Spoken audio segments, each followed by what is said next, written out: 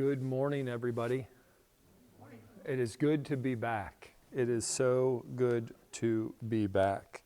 It's also good to just have the time between the services and everybody staying and milling around. And there's part of me that felt a little bad shutting the door because there was so much community happening out there, and that's such a good thing.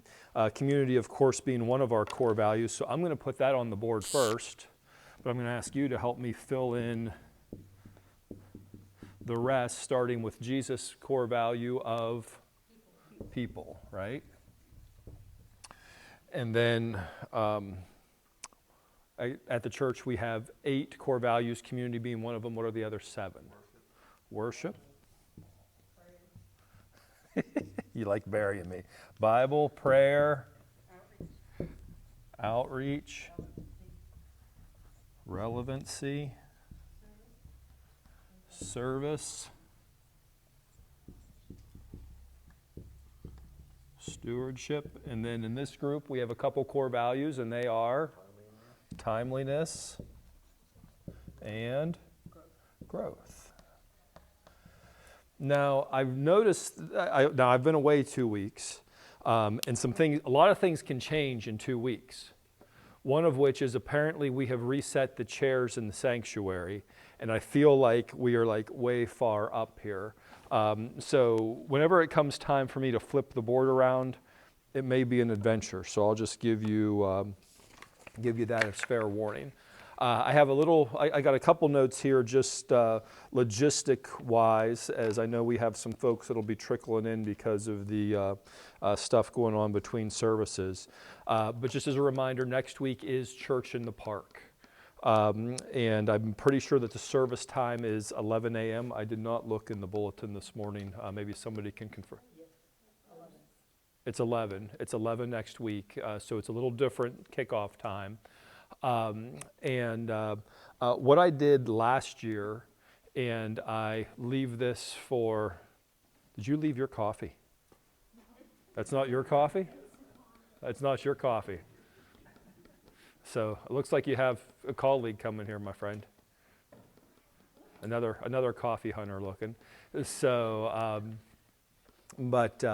what we did last year is, if you want to meet for some type of Bible class, I would be happy to show up. I'm going to have to show up early next week anyway. But oftentimes the worship team will be practicing over in one part. We'll just go to a different pavilion, and I'll just do a little one-off lesson.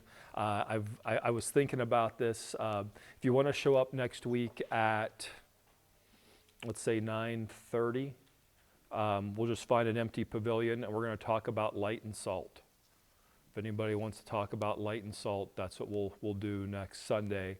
9:30, we'll go about an hour, and then we'll be ready for Church in the Park at 11. So that's provided that we're over there. Now, the last time I saw the weather forecast, well, I saw the advanced weather forecast. I don't know how many of you look at that and actually set your watch to that. I don't know that it's very trustworthy.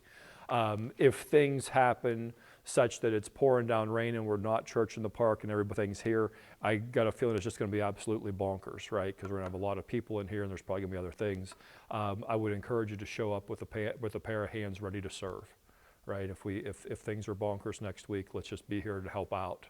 And let's practice the core value of service, because we may be setting up, who knows, we might be setting up church or chairs in the foyer or the gym or wherever to make room for everybody. So I just wanted to give you that. So let me just start out today by saying that it was good to be away, but I want to just go the next step and say that it's better to be back. It's better to be back. And it's better because as I was preparing this particular lesson, I know that God has something special for me to learn. And I will tell you this, I believe He has something special for you to learn today. I think there's something that if you have the right posture, if you have the right if you have the right attitude about it, I think there's something really important that you can learn today. And so I just want to encourage you to prepare yourself for that, because I think what we're looking at today dovetails so nicely off of the lesson that we had last week. Now, I, of course, wasn't here last week, but Sean was so kind as to quarterback while I was away. By show of hands, was anybody here last week and saw the lesson? 3 of you. Okay. Oh, a bunch of you. Okay. There was a few. If you need to go back, the old lessons on YouTube, you can watch that. You can watch it in conjunction with this, because when we get to the end of it, I think you'll see how these things fit together very, very nicely. Because last week we looked at something called the law of priorities, and just the law of priorities says that the leader knows that activity is not necessarily progress, right? And there's a lot of folks that have a lot of activity going on, but they're not really getting anywhere. So let's dig into today's lesson. We have noted multiple times throughout our study that we are all leaders. Every one of us has at some time helped someone get from where they are to someplace better, right? And some of us do that on a regular basis. Some of us do it on a less frequent basis, but we've all done it. We have all done these things. If you think about it, it's our job as leaders to help people get to the top, right? It's to help them get from where they are to a better place. And it's a hard job. It's a hard job. Like Trace and I were, somehow there was very poor planning in this. Very poor planning. Somehow Trace and I now find ourselves in a house of not 1, not 2, but 3 teenagers at the same time. Don't recommend it. I just don't. Like we took the advice, we read the books, we said, hey, you need to have X number of years between your kids, and we're like, well, yeah, that sounds good. And now we have 3 teenagers in the house at the same time. I'm going to tell you this, it's hard. It's hard leading teenagers. And she's looking at me, I'm not going to make eye contact, but sometimes it's hard leading your wife. Sometimes, like, it's probably harder for wives to lead the husbands. I'll grant that, but there's times when it's difficult. I made eye contact. It was. I'm getting a look. Steve's looking at me like, you fool! I am a fool, Steve. Oh my goodness! Why didn't you stop me? But it's a hard job. It's a hard job to lead people to the top, right? Now, the question is, why do we do it? Why do we put in that effort? Why? Why would you go through all that effort? And I'm going to suggest to you that's because we know that there's such a wonderful reward when we help people get to the top. That you see that if you know what the reward looks like, you can't help but say, hey, you got to see this. You got to see this. It may not be easy, but it's something that you just absolutely have to see. So what we do as leaders is we help people get to places and to see things that they don't even know is out there. And that's such a wonderful thing. Now, something that we have to recognize, our study here has been on biblical leadership principles, right? It's about what can we learn from Scripture that can help us impact people more, be it in the area of faith, but even be it in whatever your day-to-day work is.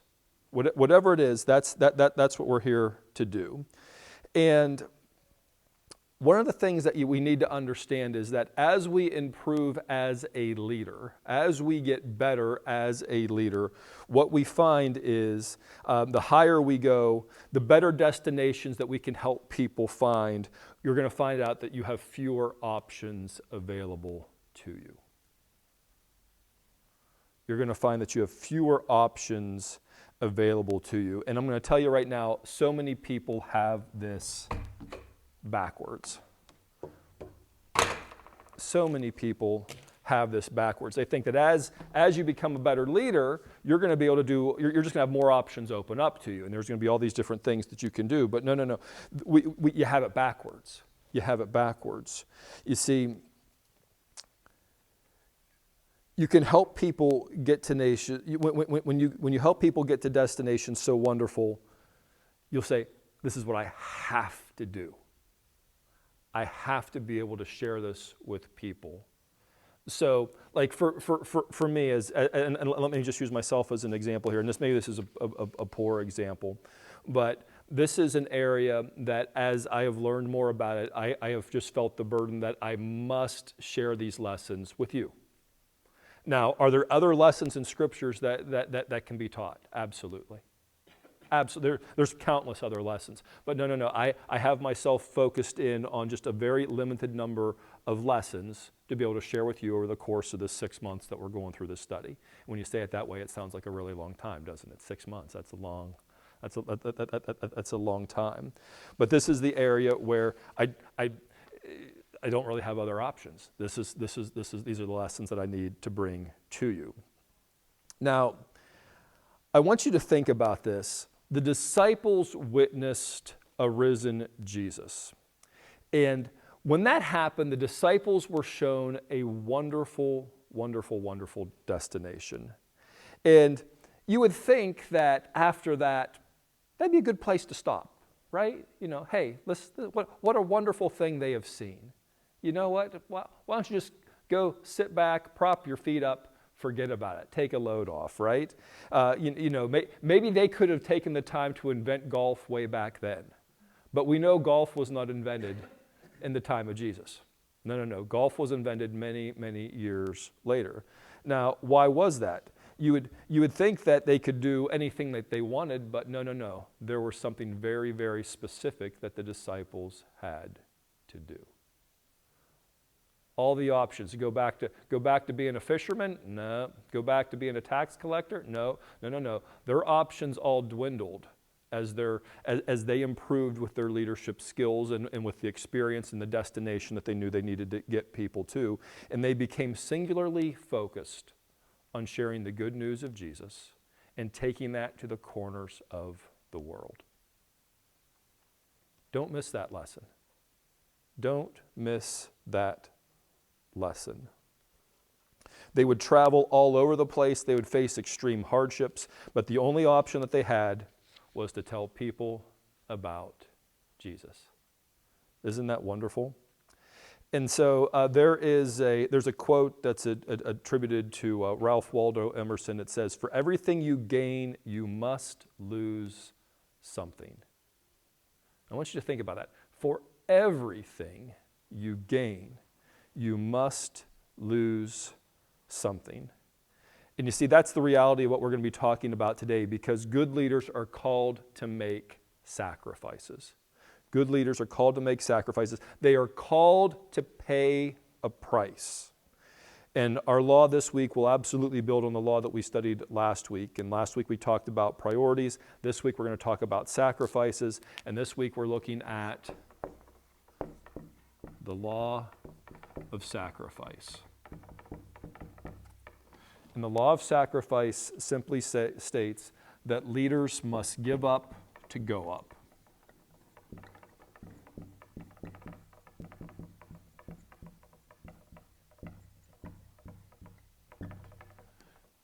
You got to give up something to go up, right?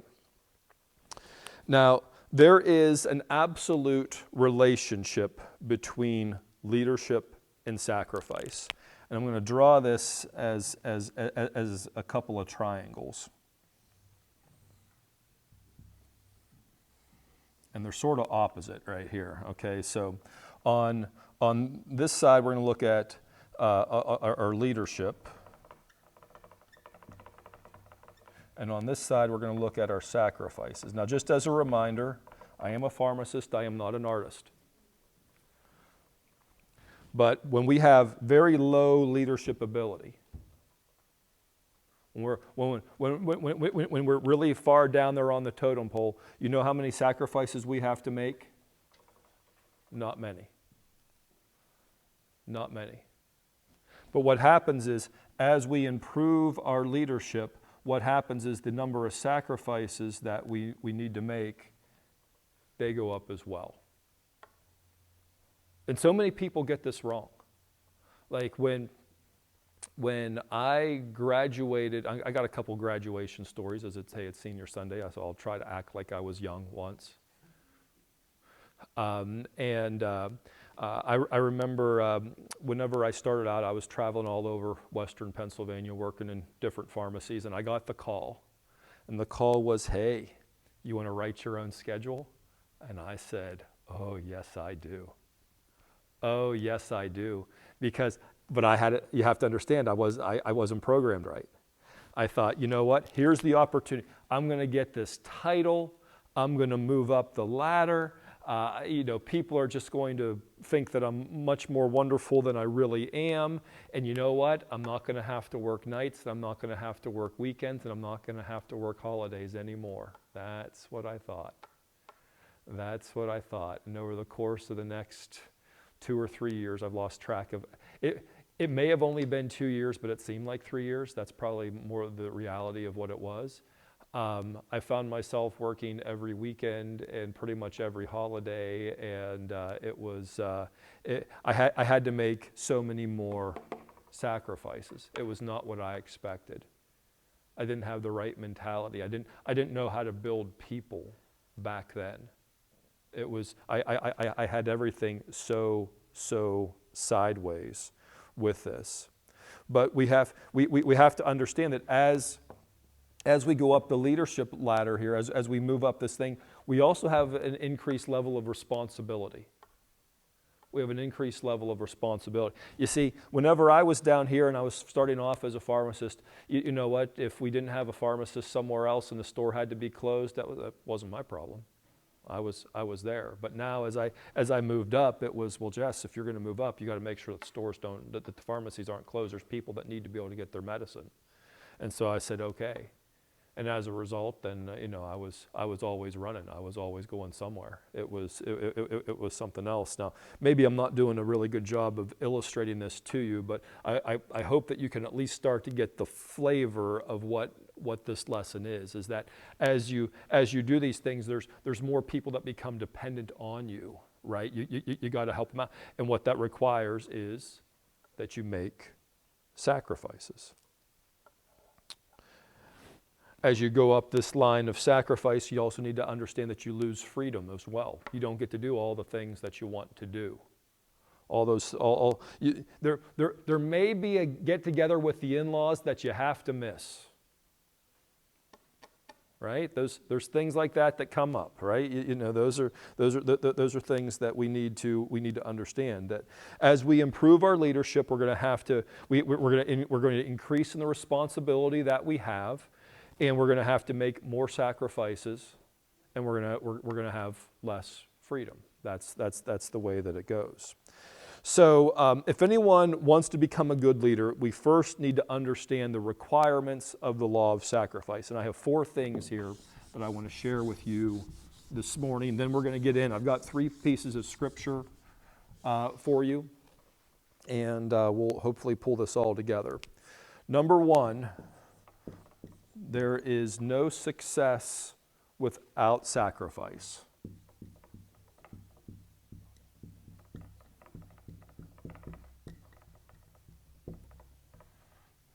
There's no success without sacrifice.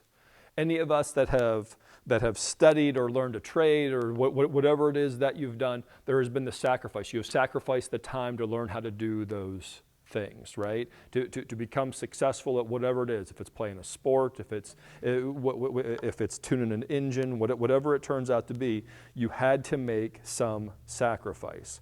We need to understand that the road to success is a road. It's actually a staircase. It's not an escalator. It's not an elevator. It doesn't just happen automatically. You have to put in the effort to get there. That's what we need. And life is a series of trade-offs. Right? We are continually making trade-offs. We are always trading something of lesser value for something of greater value. Now, I'm going to come back to this point before we leave, because this is where understanding what your values are is so, so, so important. Because if you don't know what your values are, you may start making inappropriate trades. I'll tell you that story again before we're done. You must know what your values are, because you want to trade things of lesser value for things of greater value.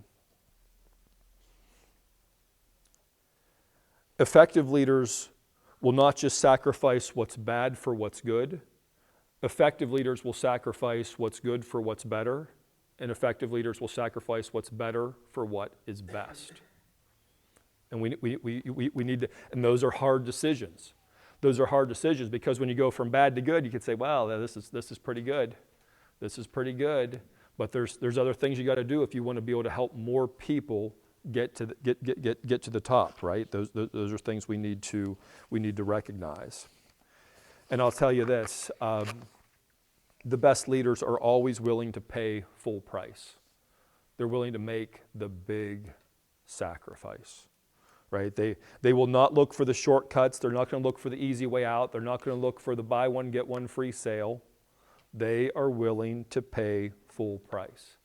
Now, this is a smart group. I can tell by looking at you. You know your scriptures. You know that if we're gonna just talk about the law of sacrifice, we're gonna talk about the crucifixion of Jesus Christ before we're done today.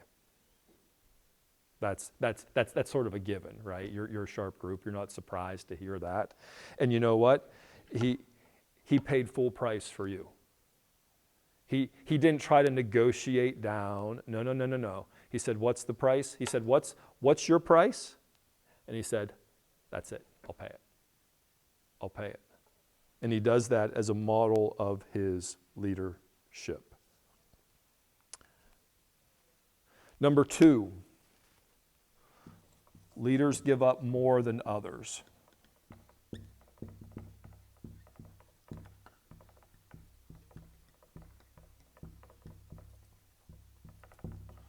Leaders give up more than others. Now, this is often contrary to what we think about, especially for people climbing the corporate ladder. For me, I was under the impression that the higher you went on the ladder, the more perks that you got.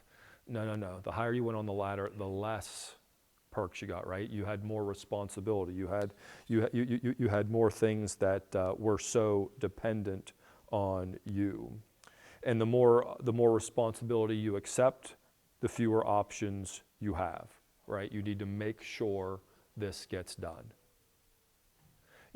I practiced a lot. I actually had to practice the law of sacrifice. And let me choose my language here just a little bit better.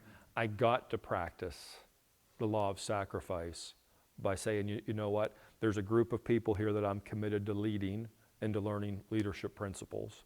And so even though I want to go away, I need to make sure that you're taken care of. So last Saturday, let me just tell you a quick, Trace isn't in here.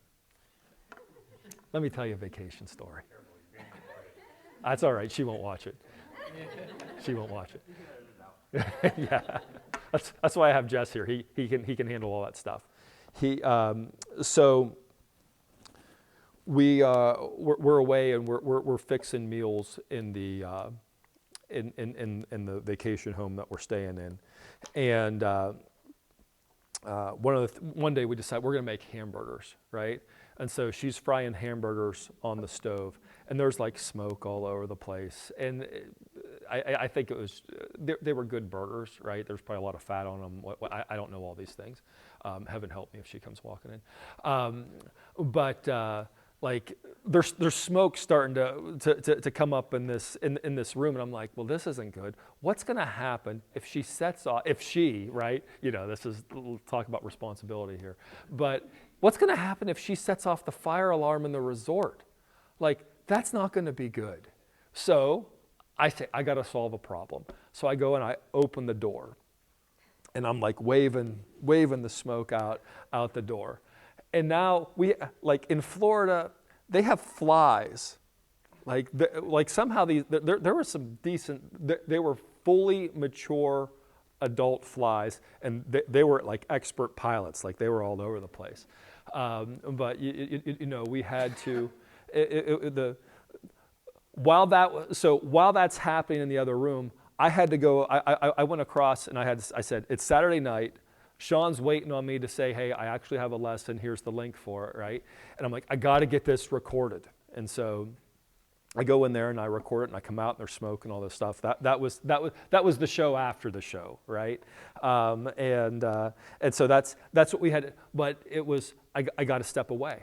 I got to step away because there was a commitment, a responsibility to continue to pour in to those of you that will allow to be poured into, right? That's what it is. We have this. It would have been really nice to just say, you know what, I'm taking the time off. Forget you for a couple of weeks, right? No. That was not the option that I had. That's practicing the law of sacrifice. And leaders must give up more than the people that they lead. Right? That's just the way that it goes. And you know that, especially if you have some type of leadership position in your work, you know that there's things that the people you lead, you know that there's things that they're going to do that you can't do. You know that somebody's going to say, they're going to come up with a lame excuse on why they can't come into work today, but you're not going to be able to do that.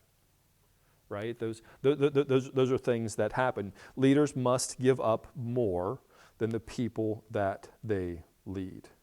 And I'm going to tell you, as we went through the pandemic, this is part of what helps sort of turn the world off its axis, is that now you had people that had positions of leadership that didn't know what they were doing, and now you had scenarios where the people that they were leading were actually being asked to give up more than what the leaders were. And you saw such, especially in healthcare, you saw so much of this happen where there were so many frontline workers that were so fed up with the people that were supposedly leading them. It was a complete violation of the law of sacrifice. Everybody who leads has to give up other opportunities. Leaders always give up more than others. Number 3, this is not a one-time thing. You must give up to stay up.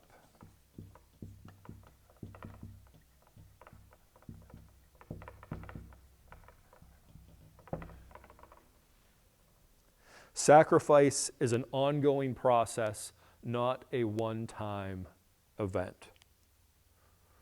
Some of you want to lead yourselves to better health, right? Better fitness. You say, you know what, I'm going to eat better, I'm going to exercise. You know how often you have to do that? Every day. Every day. Now, my friend Dan loves me so much that he brought me a bag of Ruffles between the service. Love you, Dan. Love you. Thank you. Thank you, thank you, thank you. But at some point, it's going to click with me that maybe, just maybe, there's a conflict between Ruffles and Coca-Cola and cinnamon rolls and me having the fitness that I want to have. It may happen, it may not, right? But it's possible, right? You know, there's something like that could happen. But the sacrifice is an ongoing process, and so you must be continually willing to pay the price. You must be continually willing to pay the phrase I was given many years ago, probably about 8 or 9 years ago, the person said to me, success is never owned, it is only rented, and the rent is due every day. And I thought, isn't that interesting? There's so many people that say, oh, you know what, I got here, and they give up. You know, I made it to this place, and now they stop making the sacrifice, and because they stop making the sacrifice, they don't stay where they want to be. So you have to give up to go up, then you need to give up more to stay up. And this is easy to lose sight of, because the biggest threat for tomorrow is today's success. Had a really good day today, you know what, I'm going to coast tomorrow, right? Those are things that can happen. And it happened to me. I've shared with you before that I was part of a team that trained 12,000 pharmacists to give flu shots. And you know what happened on the other side of training 12,000 pharmacists? Nothing. It was such a huge letdown, because there was not a sacrifice to continue to make, and as such, our little department sort of floundered for a period of time, right? We didn't have a continued sacrifice to make. And let me just make a connection here. This is why the law of navigation is so important, right? We talked about the law of navigation, I think probably about week 3, week 4, I think it was week 4. We need to know where we're going. And if we don't know where we're going, and we didn't know where we were going after we had trained 12,000 pharmacists, and it was like, we were lost. We were lost. We lost our way.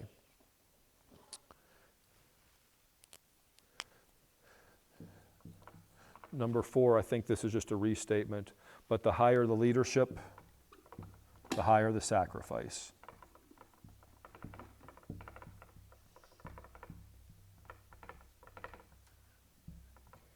The higher the leadership, the higher the sacrifice. You look at people who serve in public office. Now, I don't necessarily have a very high opinion of them, but what happens is as they go up in their leadership, you know what, they go up in their sacrifice. They don't get much of a personal life anymore. All their stuff is out there, right? The good, the bad. I'm sure things are distorted one way or another. There's an awful lot of that goes on. So let's take a look at some scripture to observe this particular principle, the law of sacrifice, through the life of Jesus. And I would encourage you, I want to remind you, maybe that's probably the better way of saying it, that as followers of Jesus, we need to do the things that Jesus did. We need to do the things that Jesus did so that we could reach people. So where we're going to go first is to the Gospel of Matthew, chapter 4. I think I have this right. Matthew chapter 4, verses 1 through 11. Now this will be a familiar text to you, but let's go ahead and read it. So this is right after Jesus is baptized. What does he do? He goes out into the wilderness. It says, "Then Jesus was led by the Spirit into the wilderness to be tempted by the devil. After fasting 40 days and 40 nights, he was hungry. The tempter came to him and said, 'If you are the Son of God, tell these stones to become bread.' Jesus answered, 'It is written, man shall not live on bread alone, but on every word that comes from the mouth of God.' Then the devil took him to the holy city and had him stand at the highest point on the temple. 'If you are the Son of God,' he said, 'throw yourself down. For it's written, He will command His angels concerning you, and they will lift you up in their hands, so that you will not strike your foot against a stone.' Jesus answered him, 'It is also written, do not put the Lord your God to the test.'" Verse 8, "Again the devil took him to a very high mountain and showed him all the kingdoms of the world and their splendor. 'All this I will give you,' he said, 'if you will bow down and worship me.' Jesus said to him, 'Away from me, Satan, for it is written, worship the Lord your God and serve Him only.' Then the devil left him, and angels came and attended him."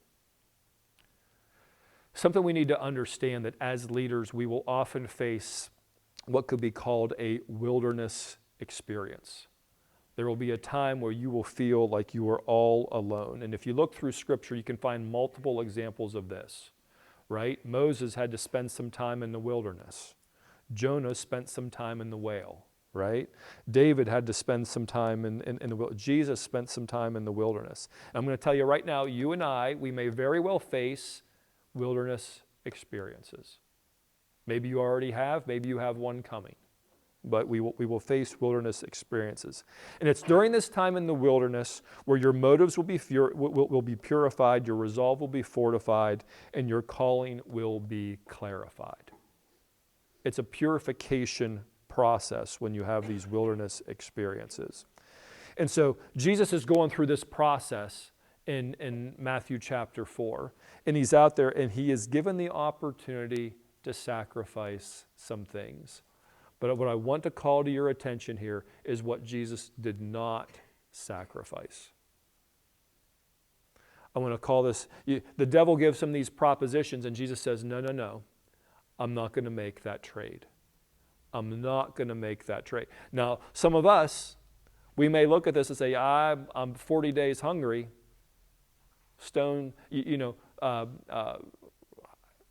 bread that, rock hard bread, maybe all of a sudden that sounds good. Maybe it does, right? But Jesus was able to not make the trades. And how does he do this? He does this because he knows what's more valuable. He knows what's more valuable. And there's a link here to the law of priorities, right? Jesus' number one value was people, right? He valued people over, feeding himself. I can't say that all the time, right? Now, let's look ahead to John, Gospel of John, chapter 12. We're going to look at verses 24 through 33. John 12, 24 through 33. So this is right after Jesus has come in after Palm Sunday, and he has this story. Verse 24, Jesus says, "Very truly I tell you, unless a kernel of wheat falls to the ground and dies, it remains only a single seed. But if it dies, it produces many seeds. Anyone who loves their life will lose it, while anyone who hates their life in this world will keep it for eternal life. Whoever serves me must follow me, and where I am, my servant also will be. My Father will honor the one who serves me. Now my soul is troubled, and what shall I say? Father, save me from this hour? No, it was for this very reason I came to this earth. Father, glorify your name." Then a voice came from heaven, "I have glorified it and will glorify it again." The crowd that was there and heard it said it had thundered. Others said an angel had spoken to him. Jesus said, "This voice was for your benefit, not mine. Now is the time for judgment on this world. Now the prince of this world will be driven out. And I, when I am lifted up from the earth, will draw all people to myself." He said this to show the kind of death he was going to die. Now Jesus compares his own death to a grain of wheat, right? That this grain of wheat has to fall to the earth, it dies, and then what's going to happen? It's going to grow, and it's going to give off a lot of fruit, right? It's going to make more seeds, and it's going to be able to multiply through that. And then he turned around, and what he said is he tells the people that were there, "You're going to have to do the same thing." He says that there's going to be things that you go through. And did you catch this? He said, "Now my soul is troubled. And what shall I say? Father, save me from this hour?" He said, "No, it's for this reason that I came to this hour." Right? There's going to be times when we have to face sacrifice, and we need to recognize that these are the sacrifices that God intends us to make. Now, let's hope that they're not as gruesome as the sacrifices Jesus had to make, right? But there's going to be times that will be challenging like that. Now, you've heard me say this before, but let me give you this encouragement, and you may want to write this down. You may want to write this down. You were made for hard things. You were made to do hard things. God put that in you, the ability to do difficult things. Don't forget that. Now, we're not going to be able to complete looking at the law of sacrifice without looking at Jesus' sacrifice. So I'm going to ask you to turn to the Gospel of Luke, chapter 23. And we're going to read most of this chapter. But there's something very important for us to, there's a couple things that we want to make sure we do not miss here. It says, "Then the whole assembly rose and led him off to Pilate, and they began to accuse him, saying, 'We have found this man subverting our nation. He opposes payment to taxes to Caesar and claims to be Messiah, a king.' So Pilate asked Jesus, 'Are you the king of the Jews?' 'You have said so,' Jesus replied. Then Pilate announced to the chief priests and the crowd, 'I find no basis for a charge against this man.' But they insisted, 'He stirs up the people all over Judea in his teaching. He started in Galilee and has come all the way here. On hearing this, Pilate asked if the man was a Galilean. When he learned that Jesus was under Herod's jurisdiction, he sent him to Herod, who was also in Jerusalem at the time. When Herod saw Jesus, he was greatly pleased because for a long time he had been wanting to see him. From what he had heard about him, he hoped to see him perform a sign of some sort. He plied him with some questions, but Jesus gave him no answer. The chief priests and the teachers of the law were standing there, vehemently accusing him. Then Herod and his soldiers ridiculed and mocked him, dressed him in an elegant robe. They sent him back to Pilate. That day Herod and Pilate became friends. Before this they had been enemies. Pilate called together the chief priests, the rulers, and the people, and said to them, "You brought me this man as one who was inciting the people to rebellion. I have examined him in your presence and have found no basis for your charges against him. Neither has Herod, for he sent him back to us. As you can see, he has done nothing to deserve death. Therefore, I will punish him and then release him." But the whole crowd shouted, "Away with this man! Release Barabbas to us!" Wanting to release Jesus, Pilate appealed to them again. But they kept shouting, "Crucify him! Crucify him!" For the third time he spoke to them, "Why? What crime has this man committed? I have found in him no grounds for the death penalty. Therefore, I will have him punished and then release him." But with loud shouts, they insistently demanded that he be crucified, and their shouts prevailed. So Pilate decided to grant their demand. He released the man who had been thrown into prison for insurrection and murder, the one they asked for, and surrendered Jesus to their will.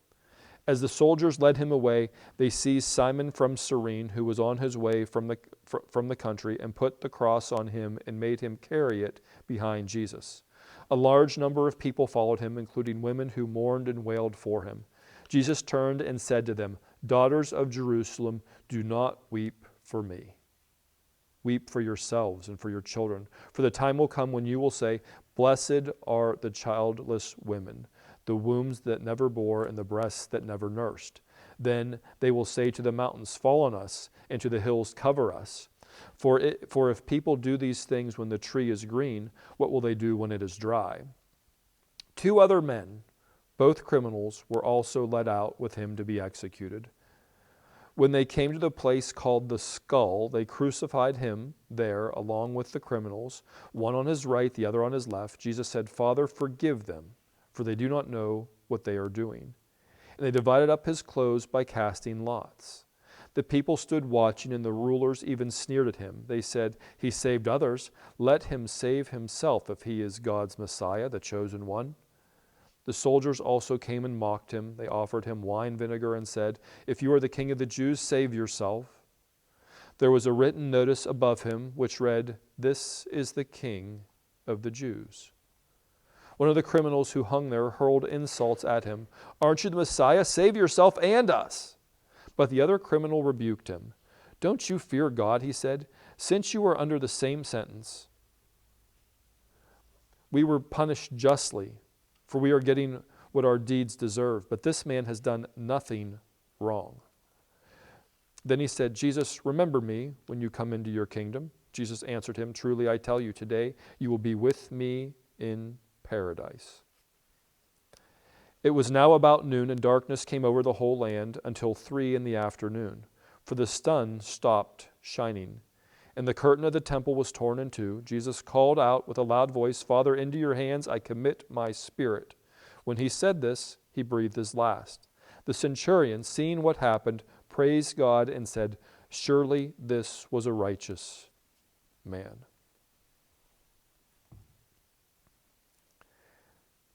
Jesus gave up his life so that we could have our lives back. What we need to observe here is that leaders will pay any price to get the job done. Jesus was willing to pay any price. And we looked at this a few weeks ago when we looked at the law of victory, right? Leaders are willing to pay any price to achieve the goal. Jesus allowed himself to be seized by lesser men because he knew what was coming. And as leaders, and again, everybody in this room is a leader. We may not be asked to sacrifice our lives, but we will absolutely be asked to sacrifice something. You will absolutely be asked to sacrifice something. So how do we do this? How do we go through this? Number one is we need to get alone with God, right? We need to be able to, we need to read our scripture, we need to pray, we need to reflect, we need to meditate, we need to listen to God, right? The Bible will give us good general direction. We listen to God, He's going to give us very specific direction. And I'll tell you this, if you don't get along with God, He may get you alone. He may figure out a way to get you alone, the same way that He did with Moses, the same way that He did with Jonah. When you are alone with God, you need to be honest with God. You need to say, this is what you have and this is what you need, right? You need to say, hey, you know what? If this is what you want me to do, this is what I need to be able to do it. Number 3, you need to be humble for God to use you. You need to be humble. You may say, you know what, we just had this I'll call it a job fair for Camp for Kids, right? There were dozens of stations back there, and you may have looked at some of those stations and said, I have no capacity to do that. I have no capacity to do that. You know, and I'll just remind you that God does not call the equipped, He will equip the called. You get yourself involved with that, you may find you're doing all sorts of things that you never thought that you were doing. Number 4, you need to be hungry for God. God uses each one of us differently, does He not? And I think we should be thankful for that. We need to be thankful that there's people that do things different than what we do. We need to not compare ourselves to others. We need to not compare ourselves to the gifts that others have. That will lead to dissatisfaction. We need to be hungry. We need to be on the lookout. And, you know, because when you're hungry, that's not a passive state. When you're hungry, you know, I got to thinking of the old Looney Tunes of Sylvester and Tweety. Anybody remember Sylvester and Tweety? And Sylvester looks in that bird cage, and there's Tweety swinging away, and he sort of turns into a cooked bird, right? He sees a sandwich, or he sees the roasted bird, right? He sees what's there. He sees what's there before, and you know, and he does that because he's hungry. And I'll tell you this: God will help us see things that are there before they are ready. And we know we've seen this as a church with the Cafino ministry, right? We had the theater. It was in a state of disrepair, but somehow there was the vision. There was a hunger to be able to serve the community. We were able to see something that was there before it even materialized. God will open our eyes for that. And number 5, be willing to give up so that you can go up with your relationship for God. Now, life is filled with sacrifices and trade-offs, and I will tell you this: you should only trade up. Only trade up. Many, many people, however, will trade down unknowingly. And I'm sure I've told you this story. Whenever I was graduating from pharmacy school, I went in, I had my physical with my physician, and my physician said, "Oh, I remember when I was graduating." He said, you know, I remember right after I graduated, I said to my wife, he said, I want to be the best physician I can be, and the best father I can be, and the best husband I can be. And nobody had given me any type of counsel like that before, and I thought, well, that actually sounds pretty good. So I set out to be the best pharmacist I could be, the best father I could be, and the best husband that I could be. And if you fast forward about 3 or 4 years later, I was a complete disaster. I was a complete disaster. Why? Because I had my priorities, I had my values out of order. I set out to be the best pharmacist, and then the next best thing to do would be the best father, and the next best thing to do would be the best husband. And I had that completely backwards. If I would have set out to be the best husband, then the best father, it would have enabled me to be the best pharmacist. And I found myself in such a mess. And so I share that with you because this is where I link when we talk about the law of priorities, when we talk about our values, when we talk about the law of sacrifice. We need to look at these different things that we have to trade off, because you're going to be given the offer to make the trade. The devil will come at you when you're hungry and say, "Hey, here's a rock that can be a loaf of bread," right? It's going to happen, and some people will make that trade. Jesus shows that that you don't have to make that trade. And I will remind you through the law of sacrifice, you only want to trade up. But if you don't take the time, if you don't figure out what your values are, if you don't take the time to figure out what your priorities are, you may very well find yourself making poor trades. I did. And I did for years.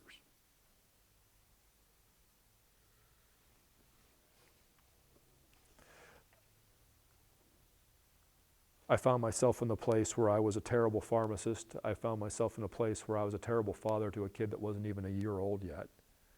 And I was a terrible husband. That's where I found myself. So I want to encourage you today to consider the laws of priority and the law of sacrifice in concert with one another. And I want you to very much think about what you would trade. And I have a couple of things here that I'll just ask you to consider. Will you give up affirmation for accomplishment? Will you give up people liking you for the opportunity to do some good things? Because I'm going to tell you, doing some good things will probably make some people unhappy with you. Will you give up a current financial gain for more of a gain in the future? A lot of people don't. A lot of people don't. Will you give up quantity of life for quality of life? These are personal questions. You'll make your own choices with this, and your choices are fine. But I would encourage you to consider what you would give up. Some people are very risk averse, and they need the security. And what they'll do is they'll give up significance for security. You can make a significant contribution to somebody's life by sharing the good news of Jesus Christ with them. That's significance. But the security is what if they get mad at me and tell me to jump off a cliff, right? There's some people that are scared of that. They'll say, I want to be secure. I don't want anybody to not like me.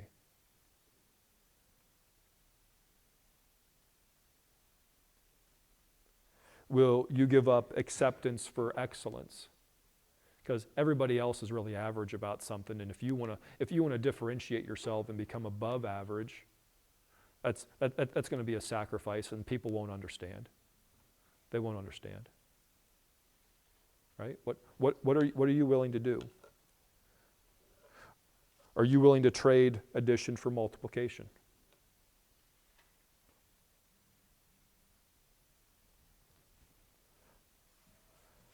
This brings me to what I had prepared for you today. And that by no means is that an exhaustive list, but I would encourage you to take some time and to think about that. What are those things that you would trade? One of the trades that I decided that I would make is, and I'm struggling with it right now. At one point, I said,